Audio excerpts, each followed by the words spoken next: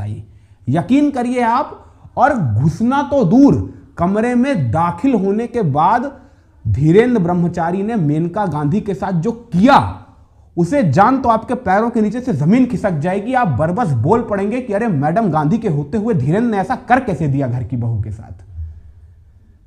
धीरेन्द्र ने मेनका गांधी, अब धीरेन्द्र ब्रह्मचारी का इंदिरा गांधी के साथ क्या रिश्ता है, धीरेन्द्र और इंदिरा की कितनी करीबी थी, इस पर तो अब तक बहुत सारी बातें कही और सुनी जा चुकी हैं। आपको भी मालूम ही होंगे किससे, धीरेन्द्र और इंदिरा के, तभी आप यहां तक आए हैं ना। मगर क्या आपने कभी एक सेकंड के लिए ठहर कर सोचा है कि बिहार की सुदूर कैमूर की पहाड़ियों के बीच बसे गांव के निर्धन और निरीह परिवार में जन्म लेने वाला एक मामूली सा गांव का लड़का, जिसका सियासत छोड़ दीजिए, सियासत के साथ से दूर दूर तक कोई वास्ता नहीं था, जिसके किसी दूर दराज के रिश्तेदार का भूले से भी किसी सियासतदार के घर आना जाना नहीं था, और शोहरत तो उस लड़के की ऐसी थी कि उसके शहर छोड़ दीजिए, उसके मोहल्ले में भी उसका नाम जानने वाले लोग उंगलियों पे थे। वो लड़का आखिर कैसे देश की सर्वोच्च सत्ता पर विराजमान श्रीमती इंदिरा गांधी के इतने करीब पहुंच गया, कभी ठहर कर सोचा है? पर कलेजे पे हाथ रख के बताइए, आपने आज तक नहीं सोचा होगा इस तरह से, क्योंकि इंदिरा और धीरेन्द्र के किस्से इतने नमकीन और करारे जो हैं, हम सब उसी में खोए रहते हैं। इसीलिए आज इस सत्र में खास तौर से आपके लिए मैं धीरेन्द्र ब्रह्मचारी की 2 ऐसी कहानियां लेकर आया हूं, जिन कहानियों को सुनना तो दूर, आपने आज तक उन कहानियों के बारे में सोचा भी नहीं होगा। जिसमें पहली कहानी तो हम आपको यही बताएंगे कि आखिर कैसे सुदूर बिहार का एक निरीह निर्धन लड़का इंदिरा के करीब पहुंच पाया। और दूसरी कहानी तो इससे भी दिलचस्प है। दूसरी कहानी में हम आपको गांधी परिवार के भीतर हुए उस झगड़े की दास्तान सुनाएंगे, जिस झगड़े ने गांधी परिवार की नींव हिला के रख दी थी। यह वो झगड़ा था जब पहली दफा गांधी परिवार ने धीरेन्द्र ब्रह्मचारी का गुस्सा देखा था। यह वो झगड़ा था जिस झगड़े में देश की महियसी प्रधानमंत्री शक्ति स्वरूपा दुर्गा, अटल बिहारी वाजपेयी की भाषा में कहें तो श्रीमती इंदिरा गांधी फूट फूट के रो रही थी, फपक फपक के रो रही थी। ऐसा विप्लवी झगड़ा था ये गांधी परिवार के भीतर का।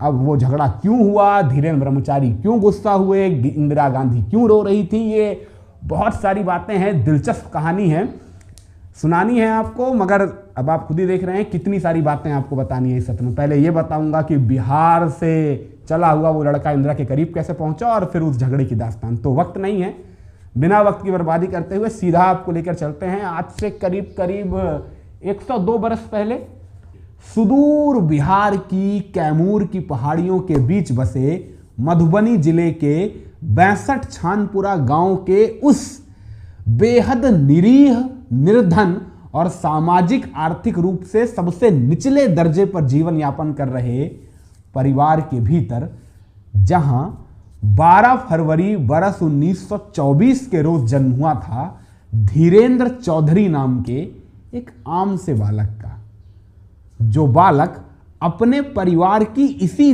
दीनता और हीनता से त्रस्त आकर 12 बरस की उम्र में, महज 12 बरस की उम्र में घर छोड़ने का निर्णय कर लेता है।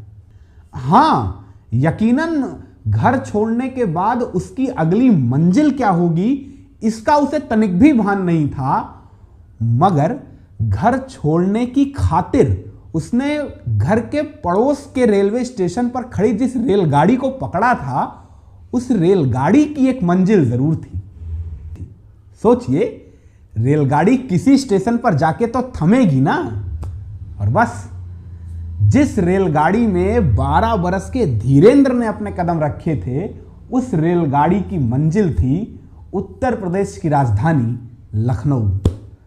तो बस उसी रेलगाड़ी में सवार हो 12 बरस का नन्हा सा धीरेन्द्र बिहार के सुदूर मधुबनी से चल के उत्तर प्रदेश की राजधानी लखनऊ आ पहुंचा। मगर आप पहुंचा तो मगर अब 12 बरस का नन्हा सा अबोध बालक लखनऊ जैसे अनजान शहर पहुंचकर क्या करेगा, आप खुद ही कल्पना करिए। तो बस 2 रोटी की तलाश में 12 बरस का वो अबोध बालक धीरेंद्र बदहवासी के हालात में यूं ही स्टेशन के प्लेटफॉर्म पर इधर उधर टहल रहा था कि अचानक उस पर नजर पड़ी महर्षि कार्तिकेय की। वो महर्षि कार्तिकेय जो लखनऊ के पास के ही गोपाल खेड़ा इलाके में अपना एक योगाश्रम चलाया करते थे।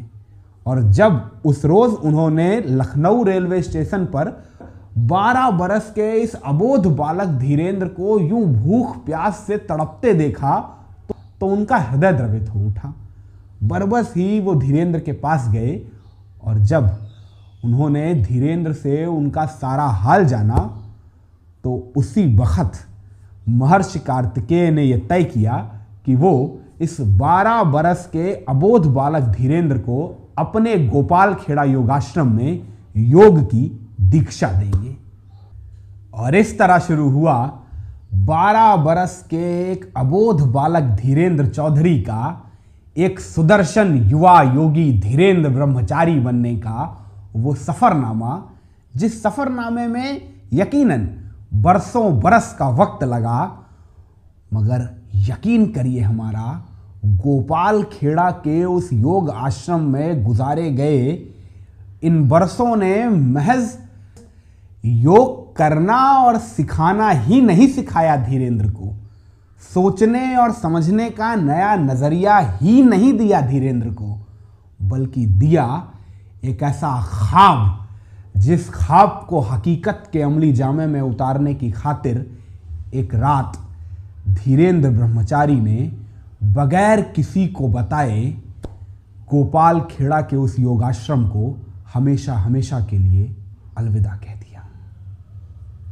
अब जान रहा हूं जहन में सवाल कौंध रहा होगा कि आखिर ऐसा कौन सा ख्वाब था धीरेंद्र ब्रह्मचारी का जिसे हकीकत के अमली जामे में उतारने के लिए उन्होंने उस गोपाल खेड़ा के योगाश्रम को अलविदा कह दिया जो बरसों बरस तक उनकी पनाहगाह बना रहा। तो जवाब है अपना खुद का एक ऐसा योगाश्रम खोलना जो इस महर्षि कार्तिकेय के गोपाल खेड़ा स्थित योगाश्रम से भी कई गुना बड़ा हो। हालांकि जिस तरह पिछली दफा 12 बरस की उम्र में अपने घर को अलविदा कहने से पहले धीरेंद्र को यह नहीं मालूम था कि वो कहां जाएगा, किस ओर जाएगा, बिल्कुल उसी तरह गोपाल खेड़ा के इस योगाश्रम को अलविदा कहने से पहले भी धीरेंद्र को तनिक भी नहीं अंदाजा था कि आखिर वो कैसे, कब और कहां अपने सपनों का वो योगाश्रम खोल सकेगा। इसीलिए धीरेंद्र ने एक खाका खींचा कि वो हिंदुस्तान के अलग अलग कोनों में जाकर कुछ दिन प्रवास करेगा, जिससे ये मालूम चल सके कि आखिर हिंदुस्तान में वो कौन सी ऐसी जगह है जहां योगाश्रम खोलना सबसे मुफीद होगा। और अपने इस सपनों की यात्रा के पहले पड़ाव के तौर पर धीरेंद्र ने चुना कश्मीर, 2 बड़ी वजूहातों के चलते। अव्वल तो यह कि धीरेंद्र को लगा कि चूंकि कश्मीर में देश के अलग अलग इलाकों के सैलानी घूमने आते हैं, तो अगर वो कश्मीर में रहकर देश के अलग अलग कोनों से आए हुए सैलानियों से योग के बारे में बातें करेंगे तो इससे कहीं ना कहीं उन्हें देश के अलग अलग इलाकों में योग की संभावनाओं के बारे में पता चलेगा। और दूसरा यह कि धीरेंद्र को लगा कश्मीर की सुरम्य प्रकृति योग के लिए सबसे मुनासिब होगी। तो इस तरह लखनऊ के गोपाल खेड़ा आश्रम को अलविदा कहे धीरेंद्र ब्रह्मचारी जा पहुंचे कश्मीर की वादियों में।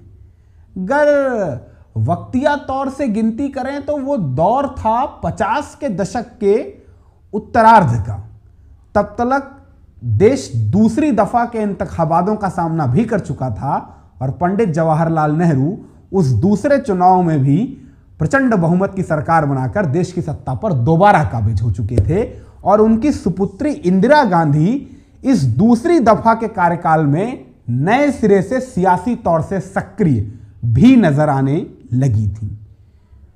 वही इंदिरा गांधी जो अक्सर छुट्टियां मनाने के लिए कश्मीर जाया करती थी। खास तौर से साउथ कश्मीर का एक जिला है त्राल। उस त्राल जिले के एक गांव शिकारगाह की वादियां खास तौर से इंदिरा को बहुत पसंद थी। इंदिरा अक्सर शिकारगाह जाया करती थी। और अब इसे किस्मत का करिश्मा कहिए या तकदीर का एक और तिकड़म कि अगर वक्तिया तौर से बिल्कुल एग्जैक्ट याद करूं तो बरस 1957 था वो, जब इंदिरा छुट्टियां मनाने के लिए शिकारगाह गई हुई थी। और संयोगवश उस वक्त धीरेंद्र भी अपने योगाश्रम की संभावनाओं को तलाशने के लिए शिकारगाह में ही प्रवास कर रहे थे। और वहीं शिकारगाह में हुई इंदिरा और धीरेंद्र की पहली मुलाकात। और यकीन मानिए उस पहली मुलाकात का किस्सा इतना फिल्मी है, इतना फिल्मी, कि अभी मैं आपको बताऊंगा तो एक पल को आपको खुद नहीं लगेगा कि ये किसी फिल्म का सीन नहीं है। दरअसल हुआ यूं कि इंदिरा एक दोपहर शिकारगाह के खूबसूरत से दरिया के किनारे एक चट्टान पे बैठ खूबसूरत शिकारगाह की सुरम्य वादियों का लुत्फ ले रही थी कि अचानक कहीं दूर से इंदिरा के कानों में टक टक टक की आवाज आई। इंदिरा ने चौंक कर चारों तरफ देखा तो नजर आया कि कहीं दूर से श्वेत अश्व पर एक श्वेत वस्त्रधारी तेजस्वी गठीले बदन का युवा योगी, जिसके लंबे लंबे काले केश हैं, लहलहाती काली दाढ़ी है, पैनी निगाहों के साथ इंदिरा की ओर बढ़ता चला आ रहा है। अच्छा, उस वक्त नेता सुरक्षा के नाम पर इतना तामझाम नहीं लिया करते थे। इंदिरा प्रधानमंत्री बनने के बाद दिल्ली पुलिस के 6 कांस्टेबल लेके चला करती थी, तो उस वक्त तो इंदिरा प्रधानमंत्री छोड़ दो सांसद तलक नहीं थी। तो धीरेंद्र को शिकारगाह के उस गांव में दरिया किनारे इंदिरा से मुलाकात करने में कोई खासा मुश्किलात हुई नहीं। और बड़े इत्मीनान से शिकारगाह की खूबसूरत वादियों में दरिया किनारे धीरेंद्र ने इंदिरा से ढेरों बात की।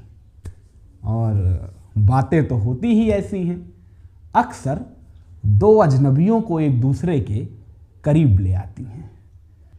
और यकीन करिए हमारा, शिकारगाह की उन खूबसूरत वादियों में हुई इंदिरा और धीरेंद्र की इस पहली मुलाकात ने इन दो अजनबियों के रिश्तों में जो करीबी लाई थी ना, फिर वो करीबी आने वाले वक्त में वक्त के साथ बढ़ती ही गई, कभी कम नहीं हुई।